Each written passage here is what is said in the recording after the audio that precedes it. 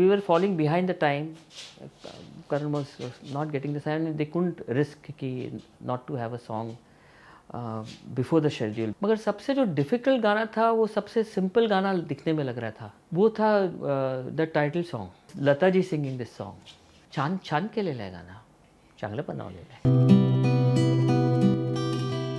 देखिए, जब एक पिक्चर का म्यूज़िक अच्छा हो जाता है, द पिक्चर सक्सेसफुल हो जाती है, तो ये जो सीनियर प्रोड्यूसर्स डायरेक्टर्स होते तो वो हमेशा कहते थे कि जब टीम अच्छा काम करे तो टीम बदलनी नहीं चाहिए.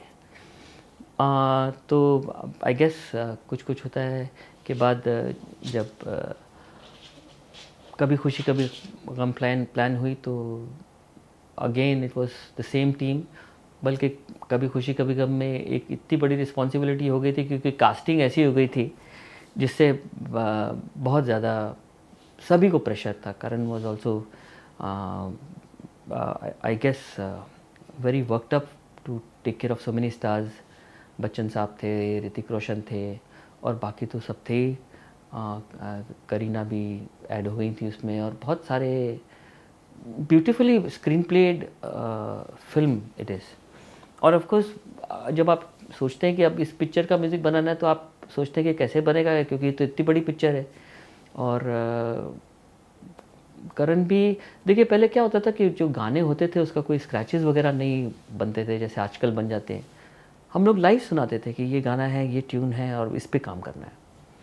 तो for a person, for anybody, even if I was making such a film as a director and somebody would sing out a tune, तो मुझे समझ में नहीं आएगा कि यार ये इतनी बड़ी सिचुएशन में ये गाना ठीक लगेगा. Whether it will reach the height that is required, you know, a song where you know the biggest star cast gathering is performing together. मुश्किल हो जाता है बहुत. तो ये प्रॉब्लम हमें भी आई. और इसमें भी बिकॉज करण का म्यूज़िक करना बहुत मुश्किल होता है. Is very choosy and he knows where the music needs to go and how. तो इनफैक्ट कभी खुशी कभी में हमारे 3 गाने हैं, 4 गाने हैं, 3 गाने हैं शायद. एक तो टाइटल सॉन्ग है कभी खुशी कभी गम, एक है लहजा लहजा और एक है बन्नों की सहेली, एक ये गाना है.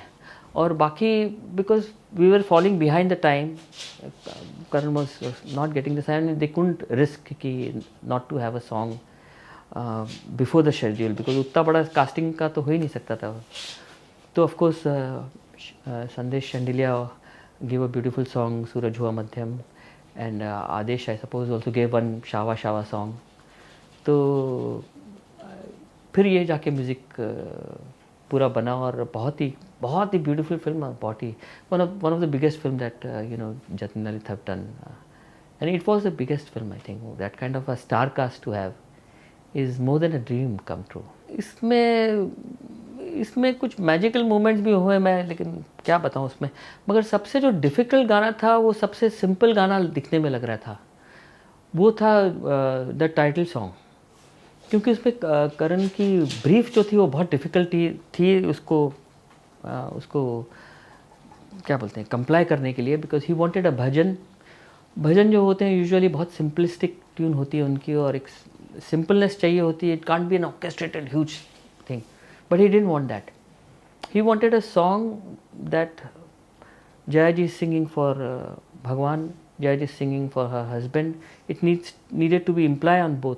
और इसकी जो इंटरल्यूड्स हैं उसमें दे वर वांटिंग कि Shahrukh is trying to reach somewhere and he is running and is trying to catch train और हेलीकॉप्टर और plane just to make it on time.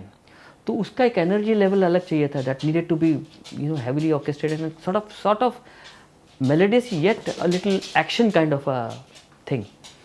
तो ये डिफ़िकल्ट कॉम्बिनेशन था करने के लिए क्योंकि आप एक भजन बना रहे हैं और भजन ऑल्सो ही उनका ब्रीफ था कि it has to be a big bhajan. It can't be a you know a simple bhajan kind of thing. तो वो भी एक दिमाग में था. तो इनफैक्ट ये बन तो बहुत अच्छा गया था आफ्टर फ्यू ट्राइज. मगर इसमें फिर एक जो बहुत अच्छी चीज़ जिसने इस पिक्चर के भजन को उतना बड़ा बनाया जितना Karan wanted was Lata ji singing this song. Because Lata ji एक गाना गाती नहीं है और इसके लिए भी जब मैंने उनसे बात की थी तो इनिशियली शी सेड कि मैं गाती नहीं है गाना, तुम क्यों मुझे गवा दी। तो मैंने बोला दीदी ये गाना आप नहीं गाएंगी तो मैं फंस जाऊंगा बुरी तरह।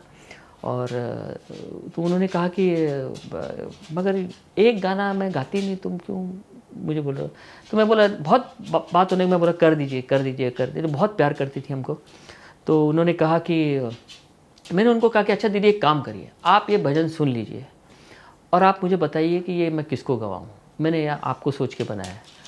तो सोची कि बहुत इंसिस्ट कर रहा है, तो बोली एक काम करो फिर तुम घर आ जाओ और मुझे सुना दो भजन। तो मैं और मेरे 2 असिस्टेंट हम लोग दीदी को मिलने गए उनके यहाँ और उनको ये भजन सुनाया मैंने, the title song. And of course I had briefed her कि ये इतने कैरेक्टर्स हैं इसमें, बड़ी फिल्म है, ये सब तो उनको पता ही था, पर उनको उतना लेना देना नहीं था। And of course Yash ji और Pam ji had also requested her to do this song because it was an important song. So all the pressure came together. और फिर जब उन्होंने गाना सुन लिया and she knew कि ये अच्छा है गाना है, मतलब वो उनको ये तो पता ही था अच्छा ही बनाया होगा, पर वो सुन के कॉन्फिडेंस आ गया था कि उन्होंने कि ये कर सकती हूँ मैं। तो उन्होंने बोला अच्छा मैं कर लेती हूँ। उनकी बहन भी बैठी थी लता जी की, उषा जी, और उन्होंने मराठी तो सभी जानते हैं, तो उन्होंने बोला छान छान के ले गाना, चांगलं बनवलेलं। अभी वो तो हमको भी समझ में आया, तो मैं बोला चलो एक तो वोट मिल गया, अब करेंगे। बट इवेंचुअली दीदी sang the song and Lata ji गाते हैं गाना, तो क्या होता है उनकी तो फॉलोइंग इतनी है कि अगर आपने उनको गाना गवा दिया गाना और उन्होंने गा दिया तो वो गाना एज इट इज़ ही हिट है, उनके चाहने वाले इतने हैं। मेरी सांसों में तू है समाया, मेरा जीवन तो है तेरा साया, तेरी पूजा करूं मैं तो हरदम, ये है तेरे करम, कभी खुशी कभी गम, ना जुदा होंगे हम, कभी खुशी कभी गम। बोले चूड़ियाँ देखिए इतने सारे कैरेक्टर्स थे इसमें, और every singer and every actor was being introduced in one section of the song. जैसे अमित जी की एक एंट्री थी, और ऋतिक और शाहरुख तो थे, और डिफरेंट जनरेशन का साथ में होना था इसमें। Kareena was the younger generation, Shahrukh and Kajol were the mother and father, and then there was Bachchan साहब एंड जया जी। तो उनका मूड रख के इतने बड़े गाने को समेटना और बांधना एक मुश्किल काम था, क्योंकि अंतरे में भी अलग अलग ट्यून की एंट्रीज़ हैं। वो इसलिए क्योंकि वो कैरेक्टर्स वैसे हैं, जैसे जया जी के लिए एक अलग वॉइस है, और Alka is sung for Kajol and Rani.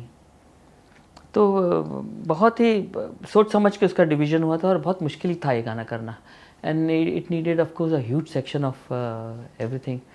The important thing is ये जो सब गाने हैं इसमें not only the energy and the music rhythm and everything is important, but it had to be a good tune also, which is the key to everything, a successful song.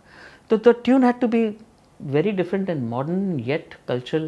और उसमें करण का एक आइडिया था कि इसमें सब European लोग भी होंगे, तो a phrase I had to make where it would sound in their faces probably, जैसे लेचा सोनिए लेचा, so we kept that accentuated, so that when these people sing, they look at the people that would sing this kind of a part. And then of course Udit ji, Amit Kumar, Alka and Kavita Krishnamurthy did a wonderful job, and I think this was perhaps the most popular song in the film, I guess.